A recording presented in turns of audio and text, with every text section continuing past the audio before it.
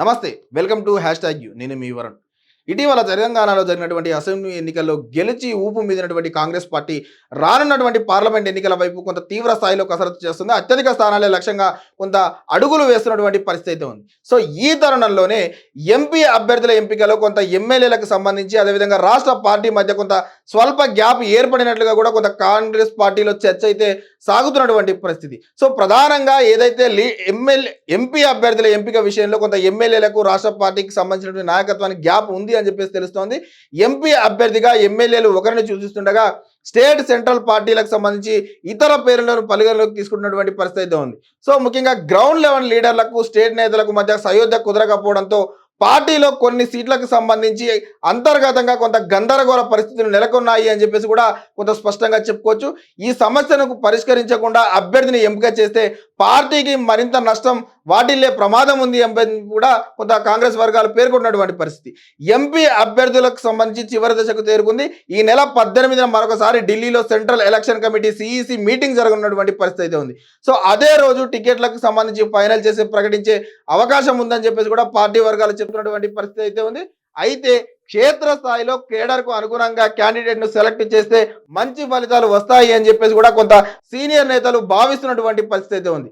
So దీన్ని రాష్ట్ర పార్టీతో పాటు ఏఐసిసి కూడా కొంత కన్సిడర్ చేయాలి అని చెప్పేసి కూడా ఈ యొక్క పార్టీ నేతలు నొక్కి చెప్తున్నటువంటి పరిస్థితి ఉంది. ముఖ్యంగా ఏదైతే ప్రధానంగా కొన్ని సెగ్మెంట్లు ఏవైతే ఉన్నాయో ముఖ్యంగా పెద్దపల్లి పార్లమెంట్ సెగ్మెంట్లలో ఇటీవల పార్టీలో చేరినటువంటి వెంకటేష్ నేత అదేవిధంగా సుగుణ కుమారి పేర్లు కొంత ఏఐసిసి పరిశీలిస్తుండగా గ్రౌండ్ లెవెల్ క్యాడర్ మాత్రం ఏదైతే గడ్డం వంశీకే ఎంపీ టికెట్ ఇవ్వాలి అని చెప్పేసి కూడా కొంత పట్టుపడుతున్నట్టుగా తెలుస్తోంది. సో మరోవైపు రాష్ట్రంలో ఒక మంత్రి కూడా కొంత గడ్డం వంశీకి అభ్యర్థిత్వంపై కొంత అబ్జెక్షన్ చేసినట్లు ప్రచారం జరుగుతుంది. సో దీంతో హైకమాండ్ ఎవరి పేరును పరిశీలన చేస్తుందనే దానిపై కొంత సస్పెన్స్ గా మారింది. సో అధిష్టానం మాత్రం ఖచ్చితంగా గడ్డం వంశీ వైపే చూస్తున్నట్లుగా కూడా కొంత స్పష్టంగా తెలుస్తున్నటువంటి పరిస్థితి. ఇక సికింద్రాబాద్ లో మాజీ ప్రొఫెసర్ విద్యాశ్రవంతికి సంబంధించి టికెట్ ఇవ్వాలని చెప్పేసి కూడా క్షేత్రస్థాయిలో నేతలు కోరుతుండగా రాష్ట్ర ఏఐసిసి నేతలు మాత్రం బొంతు రామ్మోహన్ ఫ్యామిలీపై కొంత మొగ్గు చూపుతున్నారు.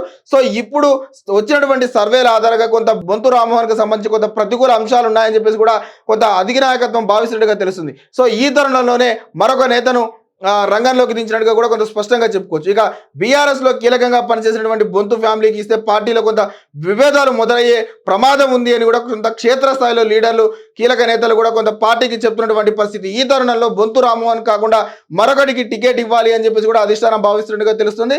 ఇక మరొక నియోజకవర్గం చేవెళ్లలో పట్నం సునీత మహేందర్ రెడ్డికి సంబంధించి టికెట్ ఇవ్వాలని చెప్పేసి రాష్ట్ర పార్టీ ఆలోచిస్తుండగా క్యాడర్ మాత్రం మొదటి నుంచి పార్టీ కోసం పనిచేసినటువంటి నేతలకే ఎంపిక చేయాలని చెప్పేసి కోరుతున్నటువంటి పరిస్థితి. సో పైగా బీఆర్ఎస్ ఎంపీ రంజిత్ రెడ్డి కూడా కాంగ్రెస్ కండువా కప్పుకోవాలని చెప్పేసి కొంత ప్రయత్నిస్తున్నట్టు చేస్తుంది. సో టికెట్ హామీతోనే చేరాలని చెప్పేసి ఆయన ఆలోచనిస్తున్నట్టుగా కూడా కొంత స్పష్టంగా తెలుస్తుంది. మరోవైపు సర్వేలన్నీ కూడా కొంత రంజిత్ రెడ్డి వైపు చూస్తున్నటువంటి పరిస్థితి ఉంది. కాంగ్రెస్ లో రంజిత్ రెడ్డి చేరితే కొంత కాంగ్రెస్ కు కలిసి వచ్చే అవకాశం అని చెప్పేసి కూడా పార్టీ నాయకత్వం భావిస్తున్నటువంటి పరిస్థితి. సో మరోవైపు మల్కాజ్గిరిలో మాత్రం తన ప్రభావం ఇప్పటికీ ఉందని చెప్పేసి తన సీటును తాను చెప్పిన వ్యక్తికే ఇవ్వాలని చెప్పేసి సీఎం రేవంత్ రెడ్డి హైకమాండ్ ముందు ఒక ప్రపోజల్ పెట్టినట్టుగా కూడా తెలుస్తున్నటువంటి పరిస్థితి. మల్కాజ్గిరిలో కాంగ్రెస్ జెండా మళ్ళీ ఎగరవేయడం తన లక్ష్యమని కొంత వివరించినట్లుగా కూడా కొంత స్పష్టంగా తెలుస్తుంది. సో దీనిలో భాగంగానే మాజీ ఎంపీ జితేందర్ రెడ్డిని పార్టీలోకి తీసుకునేలా వ్యవహారాలు అమలు చేశారు అని చెప్పేసి కూడా కొంత స్పష్టంగా చెప్పుకోవచ్చు. ఖమ్మం, కరీంనగర్ తదితర పార్లమెంట్లలోనూ ఇలాంటి పరిస్థితిలో ఉంది. సో క్యాడర్ ఒక లీడర్ను సూచిస్తే పార్టీ హైకమాండ్ మరొక పేరును తెర మీదకి తీసుకొస్తున్నటువంటి పరిస్థితి అయితే ఉంది. సో మొత్తానికి ఈ నెల 18న ఢిల్లీలో సెంట్రల్ ఎలక్షన్ కమిటీ మీటింగ్ జరగనున్నది. సో ఇప్పటికే 4 సెగ్మెంట్లకు సంబంధించి అభ్యర్థులను ప్రకటించగా మిగతా 13 స్థానాలకు సంబంధించి అభ్యర్థులను ఎంపిక చేయాల్సినటువంటి పరిస్థితి అయితే ఉంది. సో అందుకే ఆ రోజు అనౌన్స్ చేసే ఛాన్స్ కూడా ఉన్నట్టుగా కూడా పార్టీ వర్గాలు తెలుపుతున్నటువంటి పరిస్థితి. ఈ మీటింగ్ లో సీఎం రేవంత్ రెడ్డితో పాటు ఏఐసిసి ఇన్ఛార్జిగా ఉన్నటువంటి దీప్ దాస్ మున్షి, సిడబ్ల్యూసి మెంబర్లు, సెంట్రల్ ఎలక్షన్ కమిటీకి సంబంధించినటువంటి సభ్యులు కూడా పాల్గొనే అవకాశం ఉంటుంది.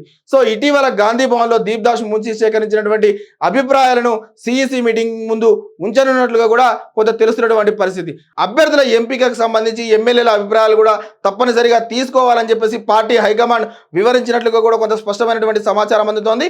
ఏదేమైనా కూడా ప్రస్తుతం పార్లమెంట్ ఎన్నికలు సమీపిస్తున్న తరుణంలో ఇతర పార్టీలు అయితే బీఆర్ఎస్ కానీ ఇటు బీజేపీ కానీ పూర్తి స్థాయిలో అభ్యర్థులను ప్రకటించినటువంటి పరిస్థితి. ఈ తరుణంలో కాంగ్రెస్ పార్టీ కూడా కొంత కీలకంగా ప్రకటించాలని చూస్తున్నప్పటికీ కూడా కొంత పార్టీలకు సంబంధించి అంతర్గతంగా ఏదైతే పార్టీలు బలమైనటువంటి నేతలను కొంత ఎంపిక చేయాలని నిర్ణయించుకోవడంతో కొంత ఏదైతే అభ్యర్థుల ప్రకటన కొంత లేట్ అవుతున్నటువంటి పరిస్థితి ఉంది. సో హైకమాండ్ ఎవరి వైపు మొగ్గు చూపుతుంది అనేది ఈ నెల 18 తర్వాత తేలే పరిస్థితి అయితే ఉంది అని చెప్పేసి కూడా కొంత స్పష్టంగా చెప్పుకోవచ్చు. సో మరిన్ని తాజా సమాచారాల కోసం చూస్తూనే #.